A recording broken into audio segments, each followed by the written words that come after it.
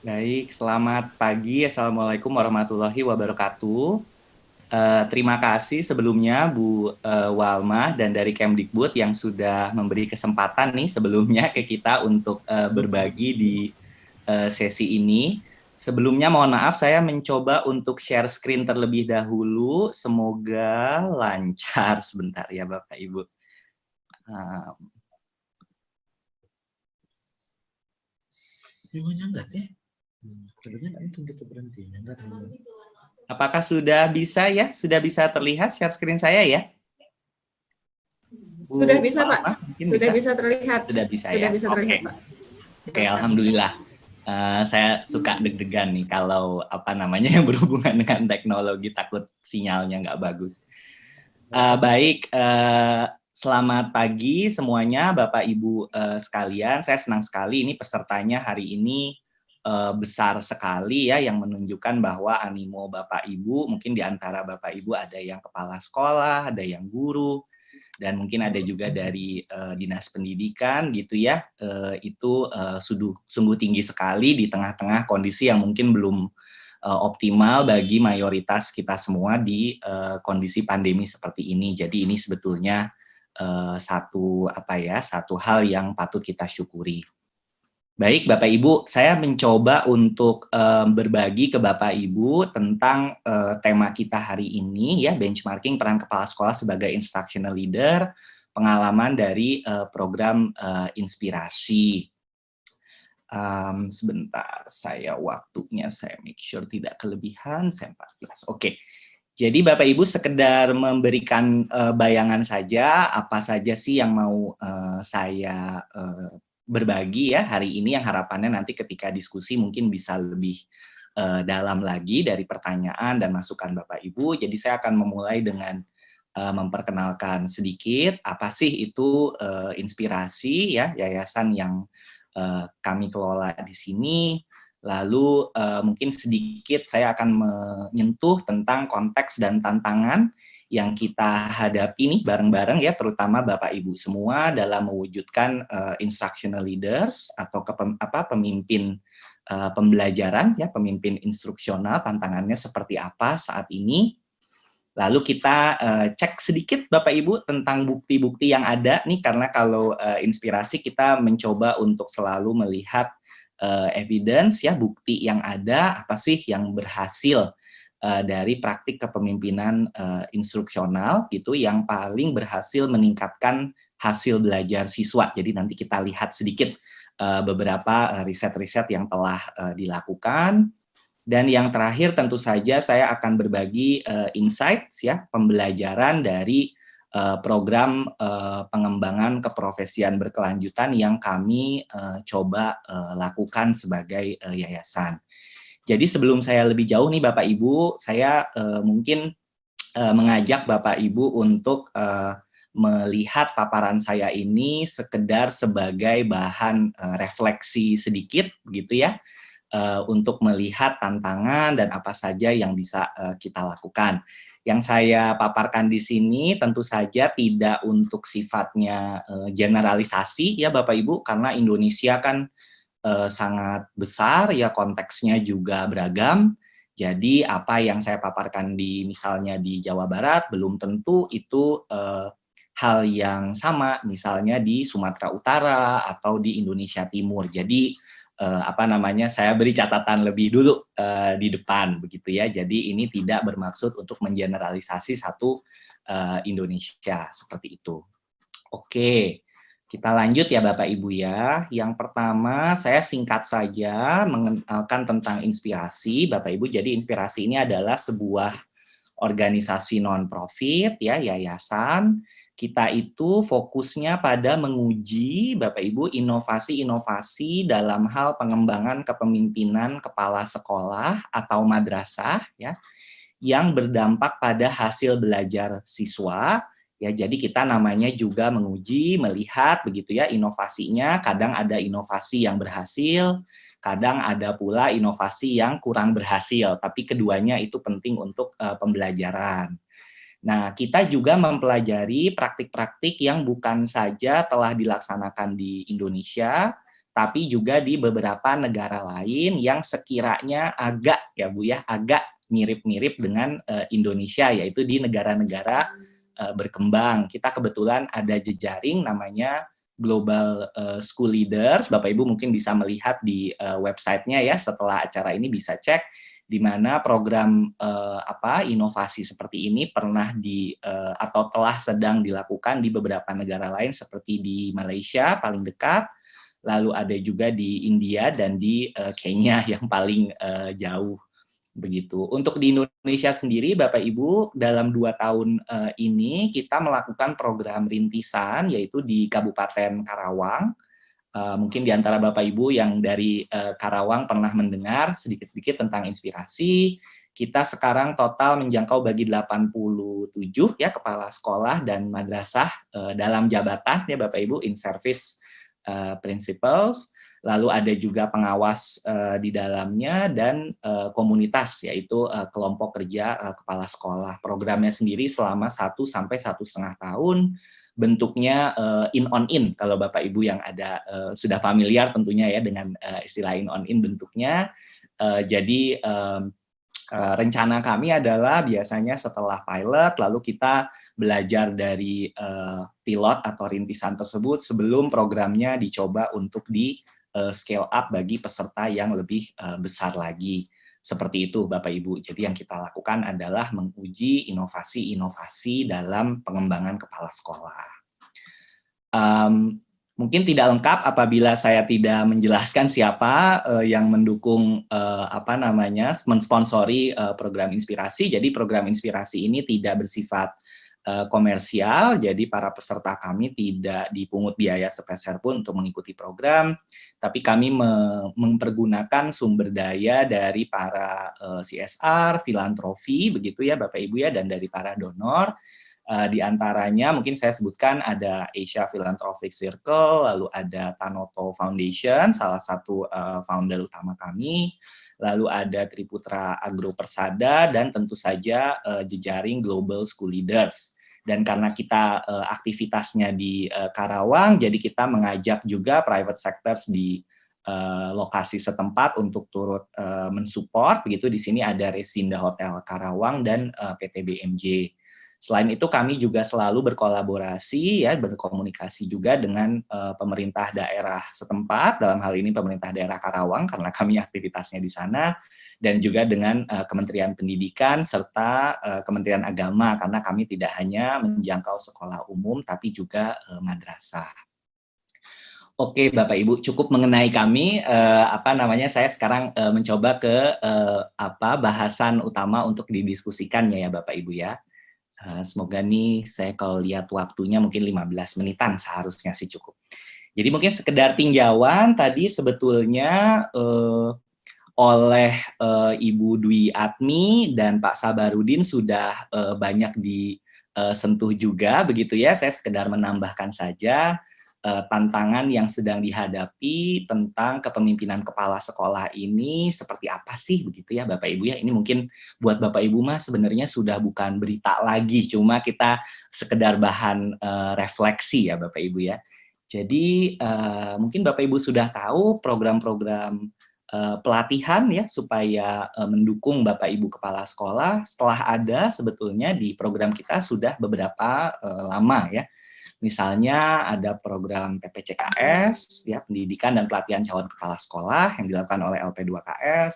Lalu ada juga diklat penguatan, ya Bapak Ibu, untuk Bapak Ibu kepala sekolah dalam jabatan yang sudah menjabat sebelum April 2018 mungkin mengikuti ini. Dan selain itu juga banyak sekali program-program yang telah dicoba dilakukan oleh lembaga-lembaga non-pemerintah. Ya mungkin Bapak Ibu ada yang ingat dulu pernah ada program bermutu, ya lalu pernah juga ada Prodep, ya ini yang didukung oleh pemerintah Australia. Lalu pada saat ini itu ada juga program yang bernama Inovasi, ya ini yang mungkin yang didukung oleh pemerintah Australia juga. Selain itu filantropi dan non pemerintah yang lain juga banyak yang melakukan, misalnya Tanoto Foundation itu melakukan program Pintar, mungkin Bapak Ibu ada yang sudah melihat, lalu Putra Sampurna juga ada programnya. Jadi intinya sudah banyak nih yang sebetulnya melakukan ikhtiar bagaimana untuk mendukung pengembangan keprofesian kepala sekolah di Indonesia. Namun seperti tadi Pak Babarudin juga menyebut, tantangannya sebetulnya masih ada. Tadi Bapak menyebutkan mayoritas masih banyak menghabiskan misalnya waktunya itu untuk hal-hal yang bersifat administratif. Nah kebetulan Pak memang dulu pernah ada riset ini yang dilakukan oleh ACDP ya, tapi tahun 2013 kayaknya publikasinya 2014 yang kurang lebih memang menyimpulkan bahwa dari aneka fungsi kepala sekolah begitu ya, fungsi supervisi akademik begitu ya, dan juga nih tambahannya adalah tentang informasi teknologi, itu kompetensi yang relatif paling sulit untuk dikuasai oleh Bapak Ibu kepala sekolahnya. Risetnya menyimpulkan seperti itu. Dan dari kami juga dari Inspirasi kami mengecek karena tadi risetnya kan tahun 2013 ya, kita pengen lihat kalau kondisi sekarang seperti apa. Nah, ini mungkin menarik nih Bapak Ibu. Jadi ketika kita melihat begitu ya, sebelum kita melakukan program, kita melakukan baseline dulu. Jadi kita menyimpulkan bahwa praktik-praktik supervisi akademik ya yang dilakukan oleh Bapak Ibu kepala sekolah itu seringkali belum berdampak pada praktik mengajar yang optimal oleh Bapak Ibu guru yang beliau pimpin begitu. Sekadar ilustrasi Bapak Ibu kita lihat di sini di tabelnya ada 4 hal ya yang kita maksudnya secara biasanya kita lihat supervisi akademik apa saja yang dilakukan begitu ya. Hampir mayoritas dari Bapak Ibu dalam program kami itu awalnya memang melakukan peran-peran supervisi akademik Bapak Ibu seperti mereview RPP, lalu melakukan observasi pembelajaran Bapak Ibu gurunya, assessment, penilaiannya juga direview, dan pengembangan sekolah ya, menyusun program sekolah terkait pembelajaran juga dilakukan, mayoritas sudah melakukan. Nah, akan tetapi Bapak Ibu ini tidak tertranslasi begitu ya, tidak tercermin kemudian ketika dilakukan observasi terhadap efektivitas mengajar Bapak Ibu gurunya. Di sini kita membuat sebuah skor sederhana Bapak Ibu, jadi ada 8 praktik dasar yang perlu dilakukan guru ketika mengajar gitu ya. Jadi misalnya membuka pelajaran, melakukan pengecekan secara formatif dan ada 6 hal yang lainnya. Itu skornya masih belum optimal Bapak Ibu, masih 2,5 dari 8 total skor maksimalnya. Jadi ini ada gap nih Bapak Ibu antara praktik yang dilakukan begitu ya sudah tampaknya sudah baik begitu sudah melakukan, tapi Bapak Ibu gurunya nih belum mengajar secara efektif juga gitu. Harusnya kan kalau praktik supervisi akademiknya baik, praktik mengajarnya juga jadi lebih baik gitu ya asumsinya. Nah, tapi ini kemudian belum terjadi. Dan kadang-kadang Bapak Ibu mungkin juga ada Bapak Ibu kepala sekolah yang bahkan tidak menyadari praktik mengajar baik yang perlu dilakukan tersebut. Jadi ketika misalnya kita bertanya ke Bapak Ibu kepala sekolah, apa Bapak Ibu puas dengan praktik mengajar Bapak Ibu gurunya? Jawabannya rata-rata puas atau sangat puas begitu. Sementara kan praktik mengajarnya sebetulnya belum optimal. Jadi kita berasumsinya mungkin ekspektasinya masih belum terlalu tinggi. Jadi ekspektasinya terlalu rendah bagi Bapak Ibu gurunya. Jadi cepat puas seperti itu. Nah, sehingga kan hal ini menimbulkan pertanyaan nih gap di antara keduanya sebagai instructional leaders seperti apa. Nah, kita tinjau bukti dulu nih Bapak Ibu. Sebetulnya instructional leaders tadi oleh 2 pemateri sebelumnya kurang lebih sudah dijelaskan apa saja gitu ya, maksudnya itu apa. Nah, saya ingin melihat sedikit dari sisi evidence-nya nih Bapak Ibu. Praktik kepemimpinan yang perlu gitu ya dilakukan oleh Bapak Ibu kepala sekolah yang terbukti meningkatkan hasil belajar siswa tuh praktiknya yang mana sih gitu kan, soalnya Bapak Ibu kepala sekolah nih melakukan hal-hal tuh banyak sekali ya yang berhubungan dengan kepemimpinan pembelajaran. Nah, riset-riset ini melihat dari sekian banyak yang dilakukan, mana sih yang paling berpengaruh pada hasil belajar siswa. Nah, ini saya mengutip dua riset ya. Yang pertama itu oleh John Hattie tahun 2009, walaupun ini selalu terupdate secara periodik, dan yang kedua oleh Robinson dan kawan-kawan di tahun 2008. Jadi gampangnya Bapak Ibu melihat tabel ini adalah dengan di kolom yang pertama ini praktiknya apa, kolom yang kedua nih saya tanpa ini ya, tidak perlu menjelaskan secara statistiknya, gampangnya ini standar deviasi, jadi makin besar angkanya berarti dampak praktik tersebut pada hasil belajar siswa semakin tinggi. Jadi kita pengen lihat yang paling tinggi ini sudah diurutkan. Bisa dilihat Bapak Ibu, praktik-praktik yang paling katanya berpengaruh itu pertama mendorong ikut serta dalam pembelajaran pengembangan guru. Jadi makin open kepala sekolah pada gurunya, praktik pembelajaran di sekolahnya makin tinggi. Kedua, merencanakan, mengkoordinasikan, mengevaluasi kurikulum, gitu ya. Lalu mengatur sumber daya strategis, ini makanya penyusunan RKAS dan sebagainya itu cukup strategis. Lalu dari Robinson juga kurang lebih temuannya sama. Jadi dia kalau kepala sekolah berperan ikut serta dalam mengembangkan PKB gurunya baik formal maupun informal itu semakin baik begitu. Nah, sekarang saya ingin melihat insight dari apa yang telah Inspirasi lakukan dan melihat pembelajaran dari hal tersebut. Saya terus terang di sini menjabarkan insight dari program Inspirasi, bukan hanya hal yang sudah berhasil kita lakukan ya Bapak Ibu, kan namanya juga refleksi, jadi ada juga hal-hal yang mungkin belum optimal yang kita lakukan, tapi bisa jadi pembelajaran bagi Bapak Ibu Kepala Sekolah ataupun pihak-pihak lain yang ingin mendorong gitu ya peningkatan kompetensi kepala sekolah itu seperti apa supaya semakin baik perannya sebagai pemimpin pembelajaran. Jadi sekedar menjelaskan dulu Bapak Ibu, jadi Inspirasi modelnya programnya itu formatnya in on in ya, field and forum secara bergantian, cuma kita mungkin lebih intensif ya, 11 kali siklus, jadi 11 kali siklus ada in dan on, lalu in dan on, lalu terus sampai 11 kali selama 1,5 tahun. Ya, kita mengadakan workshop dalam ruangan di mana semuanya beraktivitas secara aktif, dan digabungkan setelah workshop itu diikuti dengan fasilitasi di sekolah ya. Kalau bahasa kerennya mah coaching gitu. Jadi semacam pembinaan di sekolah, karena mungkin tantangannya yang utama banyaknya itu ketika sudah di sekolah gitu. Ketika di workshop biasanya masih baik-baik saja. Seperti itu. Seperti itu, ini gambarannya ya selama 1,5 tahun, jadi mungkin lebih intensif dari kebanyakan pelatihan yang mungkin biasanya selama 3 bulan selesai, tapi ini selama 1,5 tahun. Nah, ada beberapa pendekatan ya Bapak Ibu yang kita telah coba lakukan nih, Inspirasi telah coba, misalnya dalam 2 fase pertama nih Bapak Ibu, yang kita coba dukung bagi Bapak Ibu Kepala Sekolahnya adalah dengan fokus pada konten-konten untuk mengembangkan pola pikir, ya mindset, dan juga memperdalam tentang alur atau pola pemecahan masalah pembelajaran, ya Bapak Ibu. Nanti saya akan bahas lebih dalam.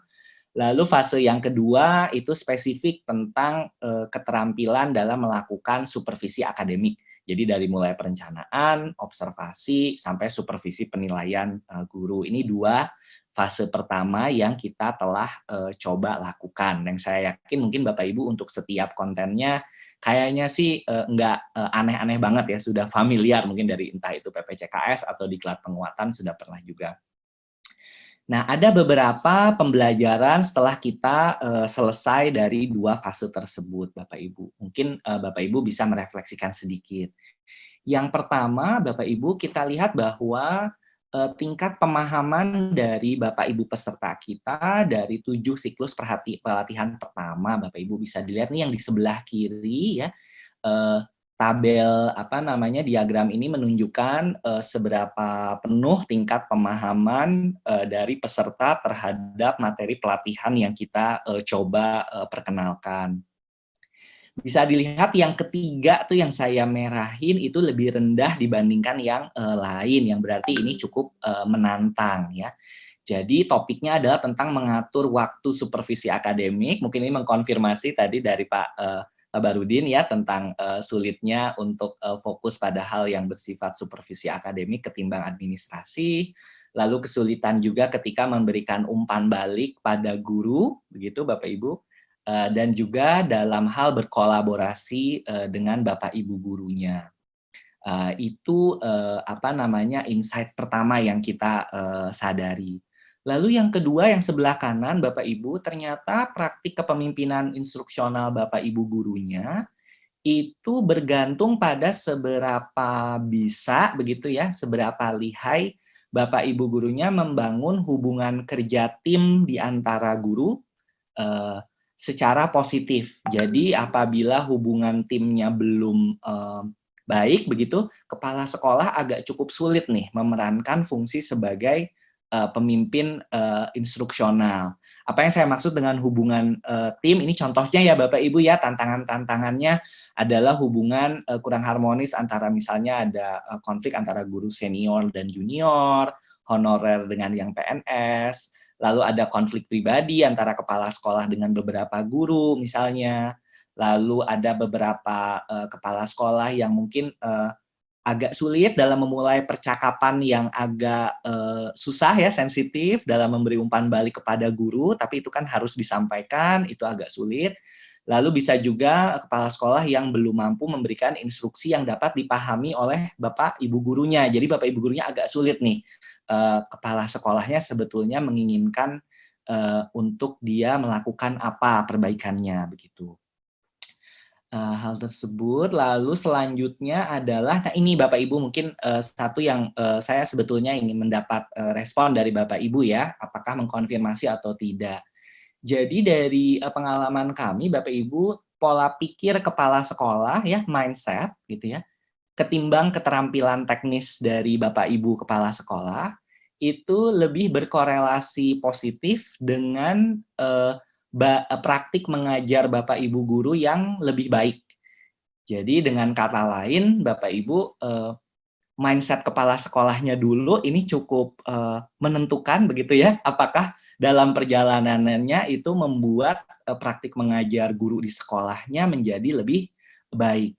Jadi yang pertama Bapak Ibu, seberapa sering kepala sekolah melakukan supervisi akademik, tadi kan ada yang misalnya setiap bulan, atau setiap 2 minggu, atau setiap berapa bulan gitu melakukan supervisi akademik, itu ternyata kurang berkorelasi ya, tidak berkorelasi dengan praktik mengajar gurunya. Ini cukup menarik nih. Sementara kalau kita melihat tingkat growth mindset-nya Bapak Ibu yang sebelah kanan, itu ternyata berkorelasi positif dengan praktik mengajar guru yang lebih baik. Secara statistik setidaknya dibuktikan begitu. Nah, mungkin bisa jadi insight juga nih buat Bapak Ibu.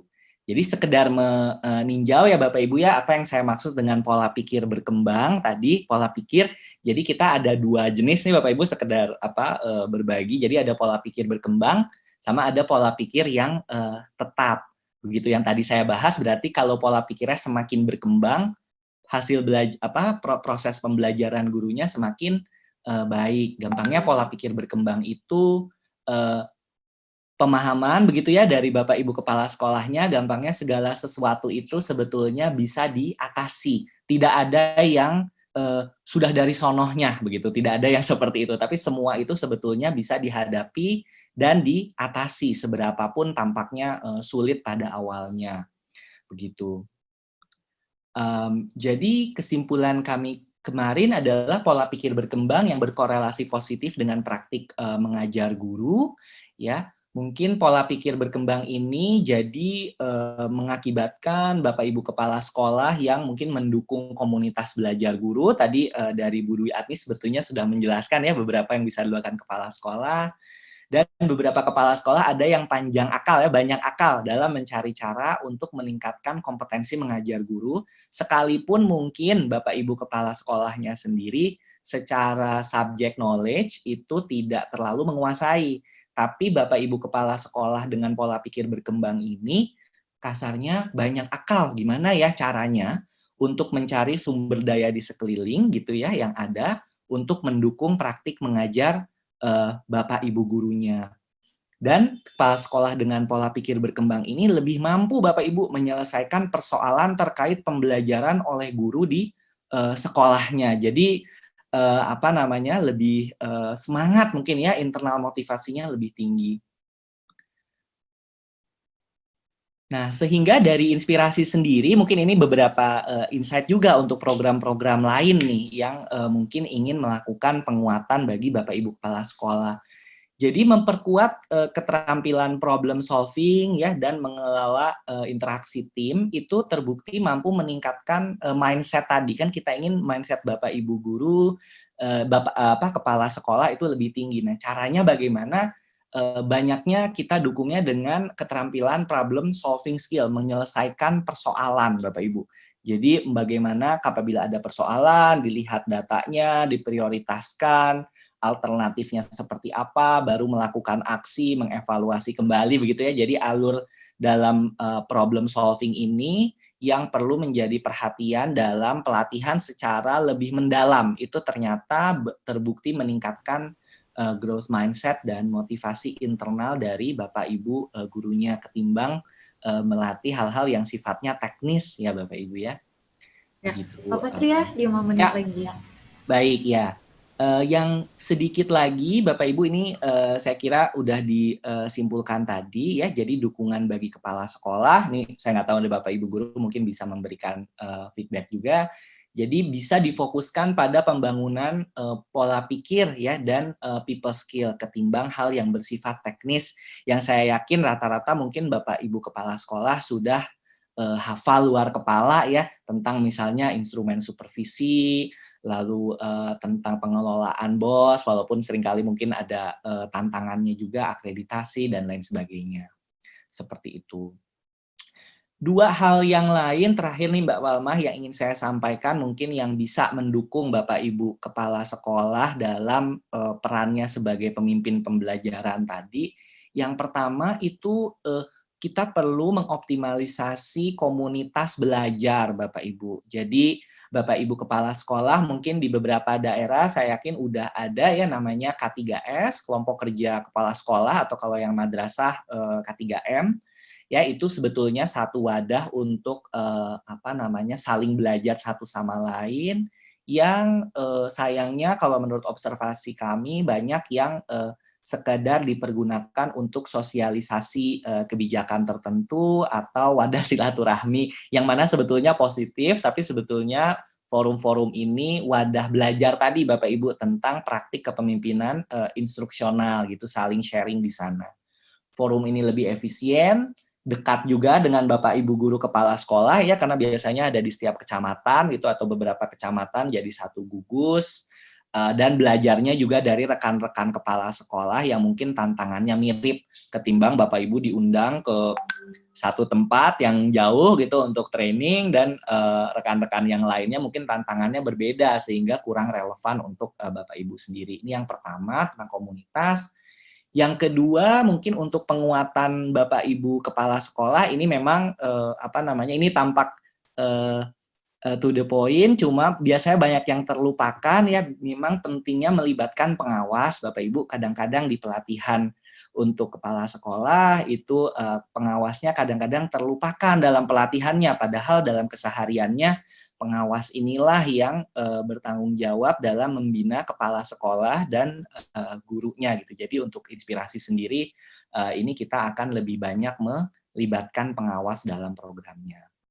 Jadi Bapak Ibu apabila kita membenchmark, saya simpulkan sekalian terakhir, bagaimana untuk meningkatkan kepemimpinan instruksional ya Bapak Ibu, kalau dari inspirasi mungkin bisa difokuskan pada 3 hal tadi ya. Yang pertama dukungannya ini baik semua pihak ya Bapak Ibu ya, baik itu pemerintah maupun pemerintah daerah juga, itu mungkin penguatannya fokus pada pola pikir dan people skills gitu. Jadi ketimbang banyak yang sifatnya teknis dan instrumen. Lalu yang kedua menggunakan komunitas lokal ya seperti K3S untuk wahana belajar lebih jauh, sama yang terakhir pengawasnya dilibatkan dalam pengembangan kepala sekolah tersebut. Seperti itu. Saya yakin nanti Bapak Ibu ketika diskusi mungkin banyak pertanyaan, tapi kalau misalnya kurang bisa dibahas pada sesi kali ini. Kami sebetulnya terbuka, Bapak Ibu, apabila Bapak Ibu ingin bertanya, kita ada email, bisa email kami, nanti ini slide-nya saya yakin nanti di-share oleh panitia, dan kami ada juga di Instagram, Twitter, Facebook, dan website untuk mengetahui lebih jauh tentang apa yang kita lakukan. Mungkin demikian Ibu Walmah yang bisa saya sampaikan, harapannya nanti kita bisa diskusi lebih banyak nih sama Bapak Ibu semuanya. Terima kasih. Assalamualaikum warahmatullahi wabarakatuh.